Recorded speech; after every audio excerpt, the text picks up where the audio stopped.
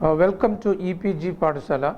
I am Dr. P.P. Ajay Kumar, Professor of English, University of Kerala. Today we will discuss the novel by George Orwell, 1984, which is part of the paper 20th Century English Literature. The main objective of this module is to introduce the novel 1984 to students and to familiarize them with the ideas and writing style of George Orwell. George Orwell is the pen name of Eric Blair, who was actually born in India in 1903. But even though he was born in India, at the age of 1, he was taken to England. Though he was born in India, he had his education in England, and after graduating from Eton, Orwell has to join the British Imperial Army, and he was appointed in Burma.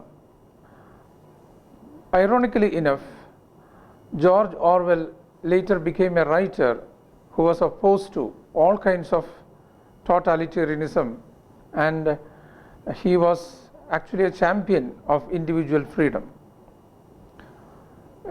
He actually left his job in Burma mainly because of the fact that he was against all kinds of strict, disciplined, authoritarian regimes. And we find that in his works Animal Farm, 1984, and many of the other works, this kind of a political ideology is propagated.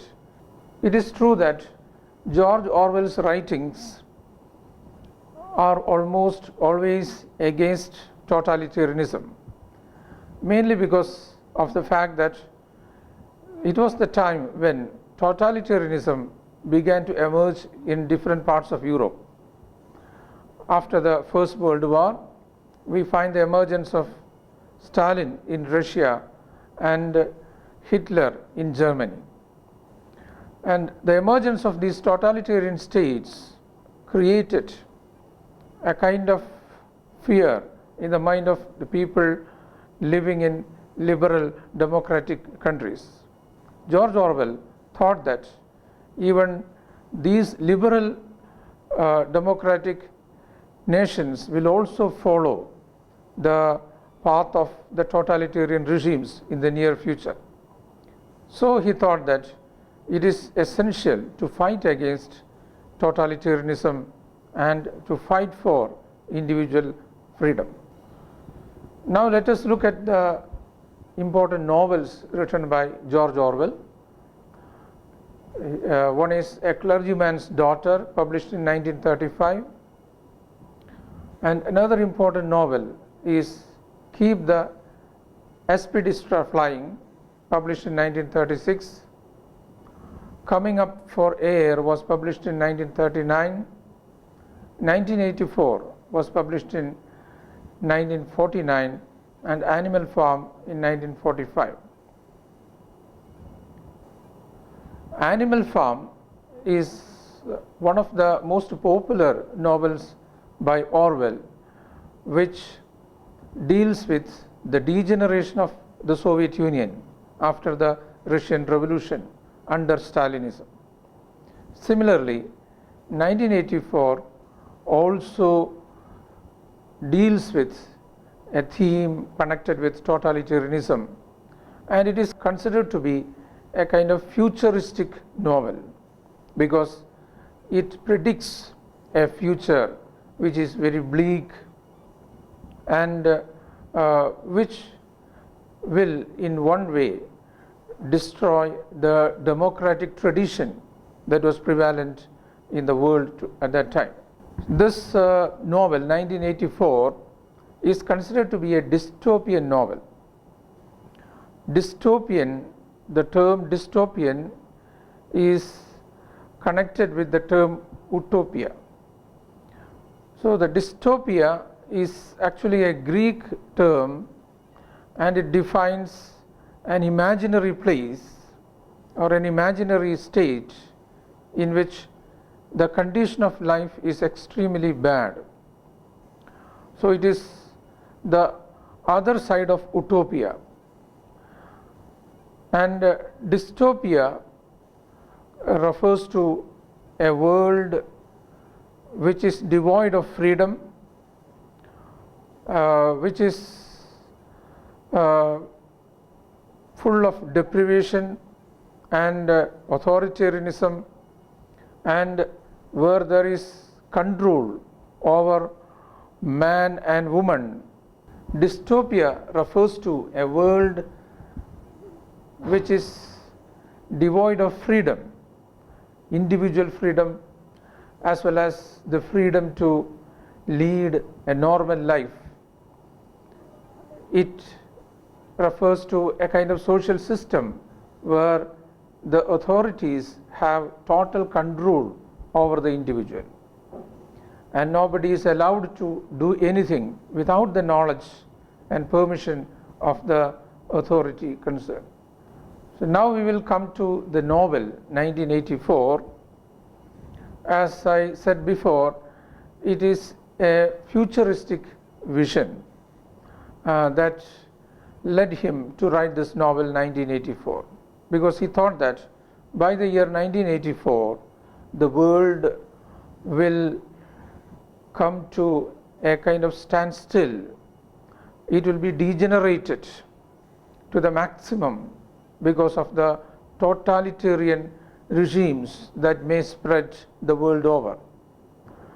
But we know that such a kind of disaster did not happen. But even then, we can see the novel as the response of a sensitive writer who was very much afraid of the absence of individual freedom and a society where people are controlled and subjugated and put to torture by the authorities.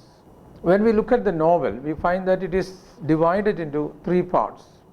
And the first part deals with the world of 1984 as seen through the eyes of Winston. And the second part deals with Winston's forbidden relationship with Julia and his eagerness for rebel against the party. And the third part deals with Winston's capture and his final surrender to party rules.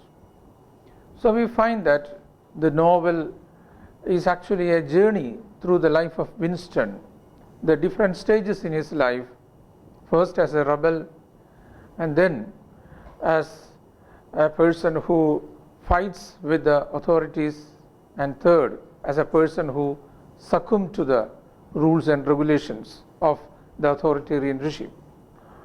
He might have considered this as a possible fate of the world, and the end of democracy is to a certain extent predicted through this novel. The novel 1984 is the story of Winston. Winston was actually a person who lives in airstrip, which is a part of Oceania, a super state. The place names and the names of the characters in this novel are all coinages by George Orwell, and George Orwell is well known for creating new terms which refer to the contemporary reality. Oceania is a totalitarian state ruled by the Big Brother. So the term Big Brother later became very popular, and it is used in wide variety of ways to refer to somebody who suppresses another. And the Big Brother dominates the state, and the state is referred as ENG, that is English socialism. And the party controls the society, and the party is controlled by the Big Brother. So in one sense, what happens is that it is the Big Brother who rules. So Oceania is the state where Winston lives, and the other two states nearby are Eurasia and East Asia. These are also super states, and these three superpowers are constantly engaged in shifting alliances and battles. So reading these parts, we will be remembered of the condition of Europe during the Second World War.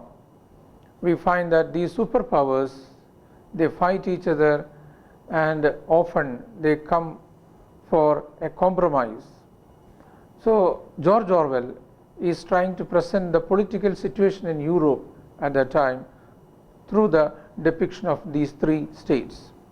George Orwell presents the power system in Oceania, and he refers to three parties, or we can even say three castes, three groups in Oceania.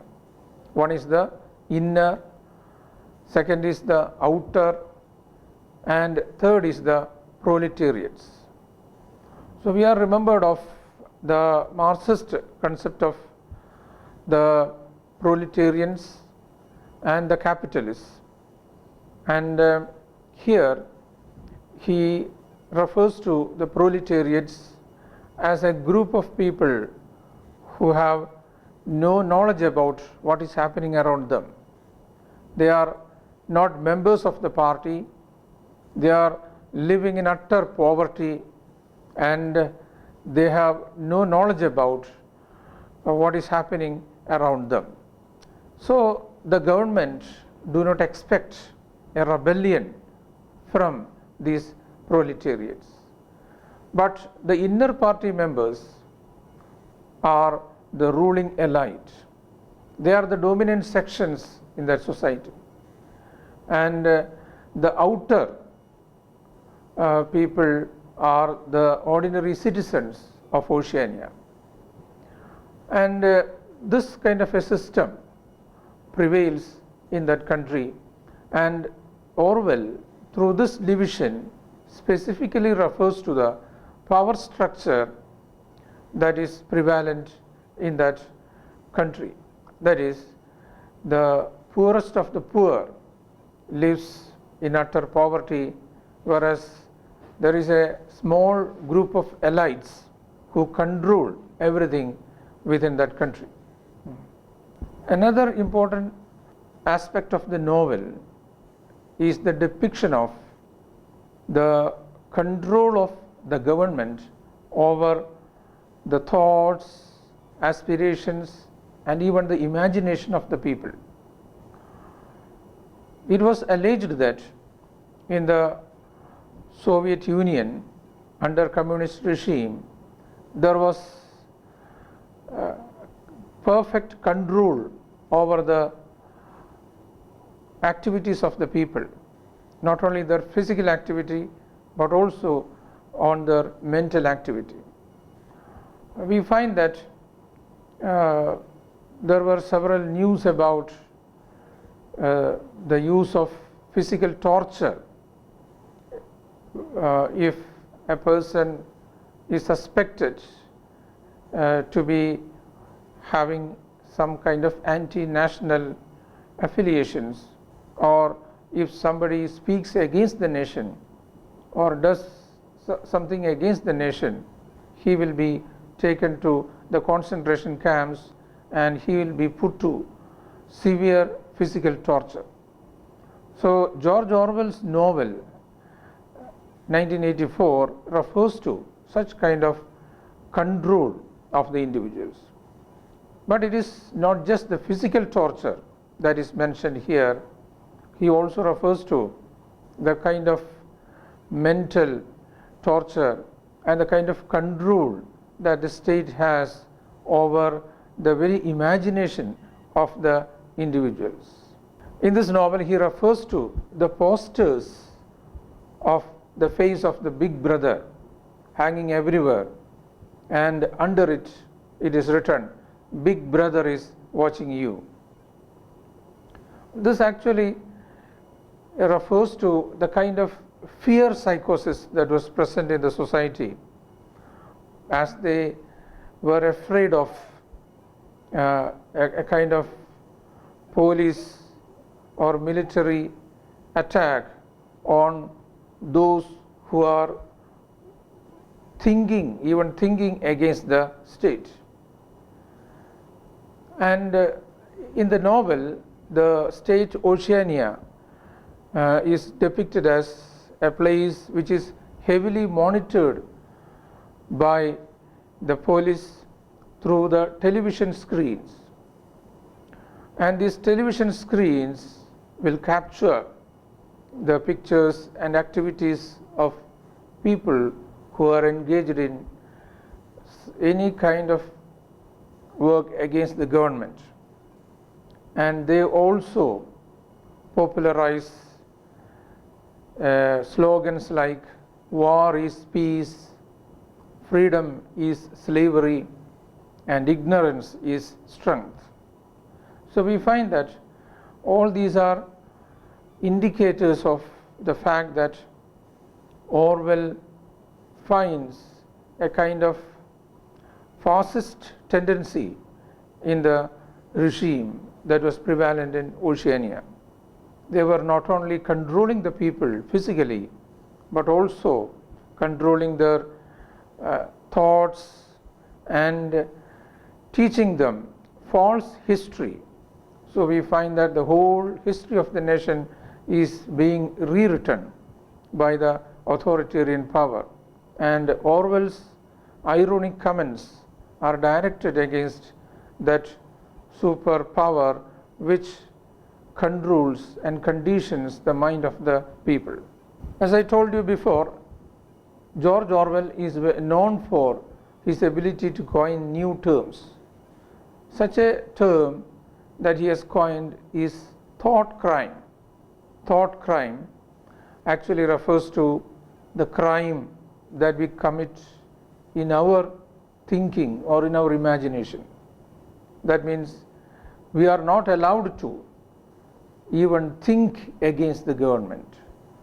So Thoughtcrime is again a crime against the government if we think or even dream something that is against the government.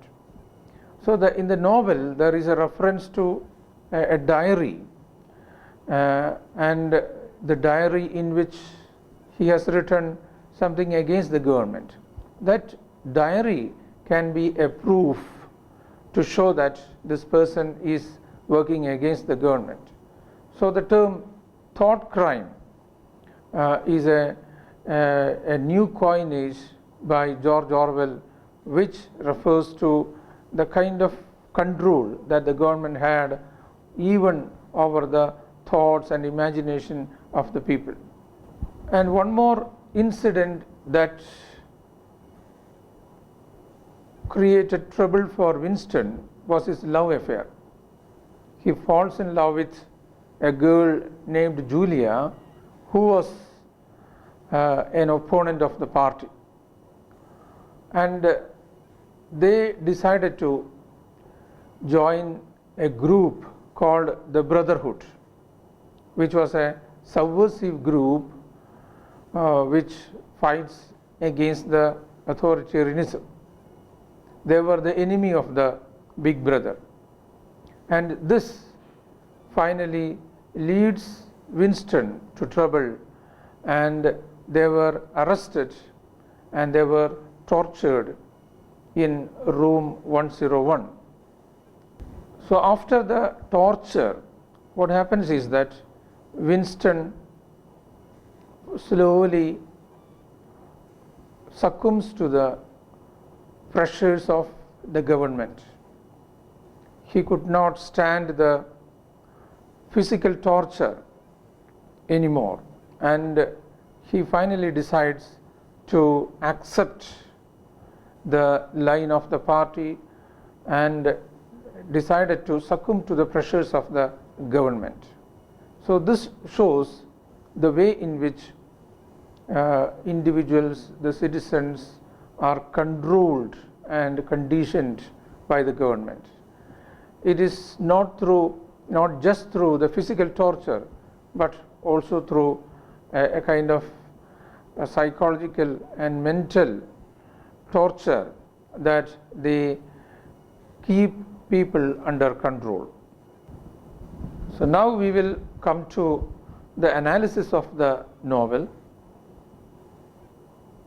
You know that George Orwell has written an allegory, Animal Farm, which was very popular, and this novel can also be considered as a political allegory. I think you are aware of the term allegory. An allegory refers to a kind of a story which has two layers. It is a double-layered story, and in the superficial layer there will be a particular story, but that story refers to an inner layer, and that inner layer is more important than the story in the superficial layer. So allegory has a double-layered structure, and 1984 can be seen as a political allegory. We know that the novel satirizes the authoritarian regimes, the fascist regimes, and we find that he wrote this novel as a kind of a prediction and as a warning, because he felt that the society was once again going back to the barbarism, a kind of barbaric state. So in order to prevent the society from going back to the violent barbaric past, he wrote this novel, and this novel can be seen as a reaction to the totalitarian regimes that emerged in Europe after the First World War. If we consider this novel as an allegory, we can see that the state Oceania may be a reference to the USSR, and Trotsky is actually referred in the through the character Emmanuel Goldstein. Trotsky was a person, a Communist Party leader, who fought against Stalin's authoritarianism, and eventually Trotsky was murdered. He was ousted from USSR and then he was murdered. So Trotsky is actually referred through Goldstein, and a big brother referred in this novel is none other than Joseph Stalin. And the thought police is actually a reference to the KGB and such organizations which was used to control even the thoughts of the people. And we find that as a political allegory, it criticizes the authoritarian communist regime in USSR as well as the fascist regime in Germany under Hitler. Even though the novel focuses on these two authoritarian states, we find that on the whole it is a novel that fights for freedom. So it is the fight for freedom that is predominant in this novel, and in the fight for freedom, what Orwell finds is that the major threat to freedom at that time was these authoritarian regimes. So Orwell's attempt in this novel was to highlight the importance of democracy, freedom, and the kind of intellectual freedom that man has achieved through various struggles. His effort was to protect all these principles and to fight against the kind of control of the government over the individual freedom of the people. At the political level, the novel speaks about these authoritarian regimes, but the novel, on the other hand, also refer to the individual life, because what Orwell is interested in is in protecting the individual freedom.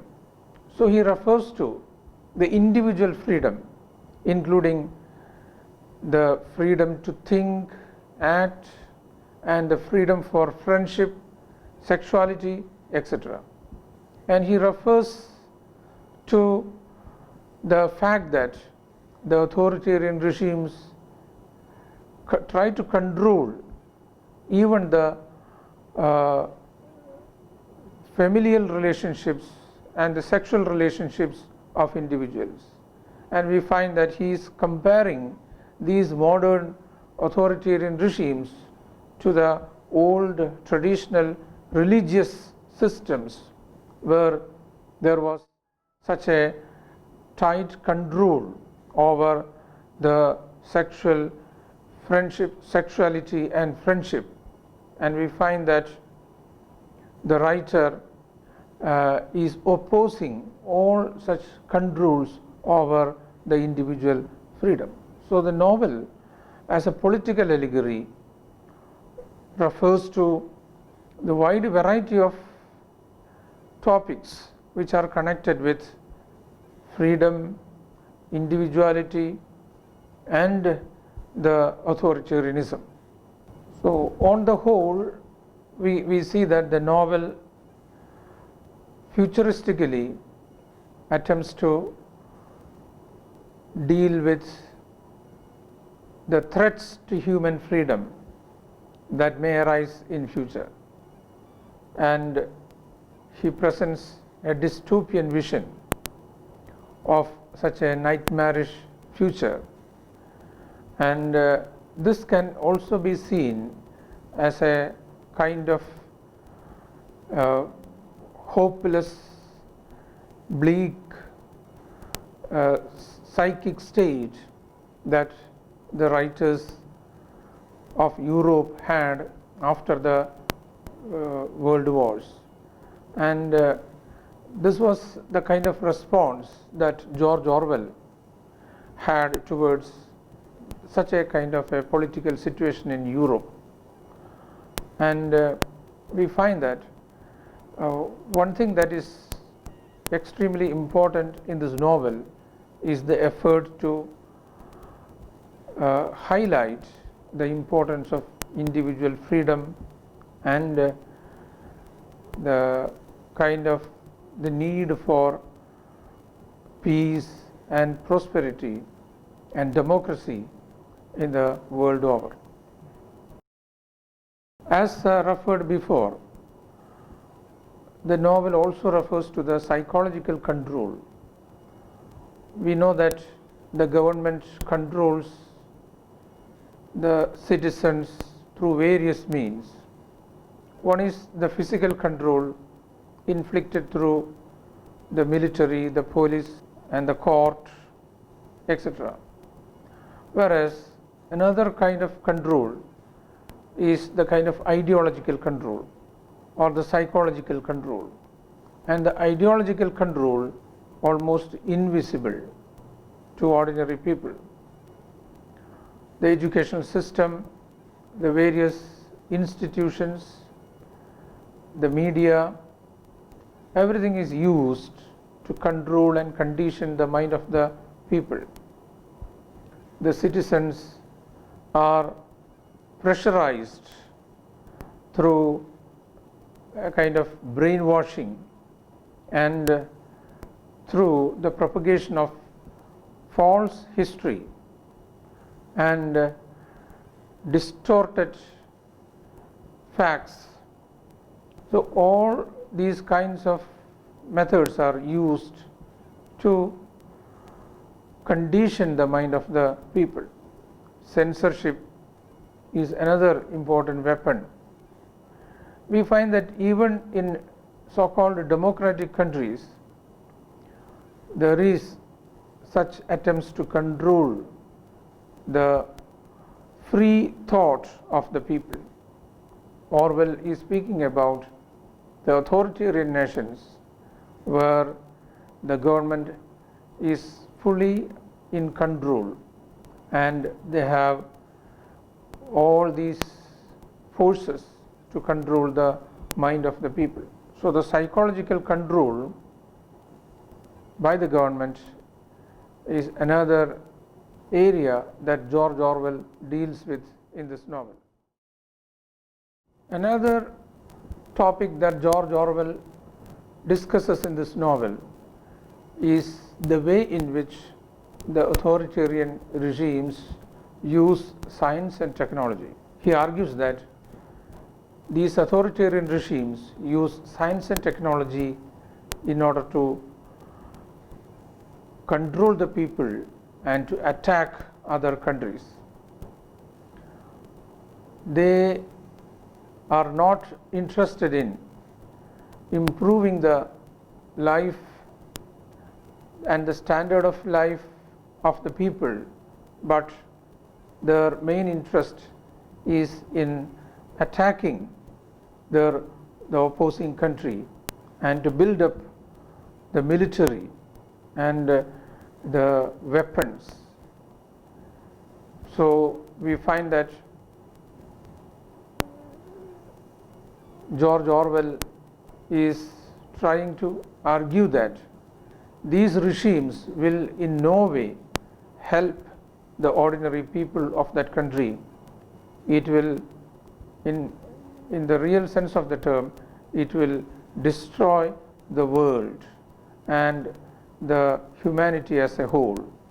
The novel also speaks about the control that the government has over the knowledge of the people.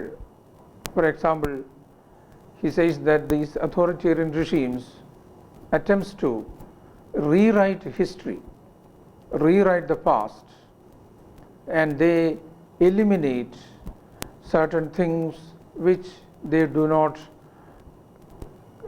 like or which is somewhat against their political ideology. So it is the feature of fascism that they attempt to rewrite history and try to control the thought process of the individuals. And not only the history, we find that the government controls even the leisure of the people. They are not allowed to do whatever they like. They are forced to spend their leisure time at the community centers prepared for that purpose by the government. And even leisure is controlled, and to a certain extent it is put under control by the government. Orwell's description refers to the psychological control over the people, which is found to be very effective. At the same time, it is also true that the physical torture is something that is unbearable. The experience of Winston is a very good example of that. He feels that he could not go through the physical torture once again, and the body and the pain suffered by the body is something that is unbearable for him than the psychological pain that he suffered. So the physical pain to a certain extent controls his mind, and he finally succumbs to the government and the authorities mainly because of the physical pain that he suffered. George Orwell commented on his own writing after 1936. He states that his writing after 1936 was directly or indirectly against totalitarianism and for democratic socialism. This proves the idea that George Orwell was a writer who fought for democracy and freedom. It originated from his fear that totalitarianism may at one time control all democratic regimes of this world. It is out of this fear that he wrote these novels, and his life after 1936 was dedicated for this fight against totalitarianism. So in this novel, 1984, Orwell's attempt is to create an awareness in the people against totalitarianism and to prevent the spread of such authoritarian regimes in different parts of the world. I think the novel succeeds in propagating this idea because it has become one of the most popular novels of George Orwell. It was widely read and appreciated, and we find that as desired by George Orwell, the authoritarian regimes failed to control the democratic nations, and we have seen the success of democracy after the Second World War. So far we have discussed the novel 1984, its relevance, and the political allegory that the novel is, and the fight against authoritarianism that is propagated through the novel. I hope you have got a general idea about the novel. You can read the novel as well as the secondary material suggested in the part further reading, and develop your own interpretation of the novel. Thank you.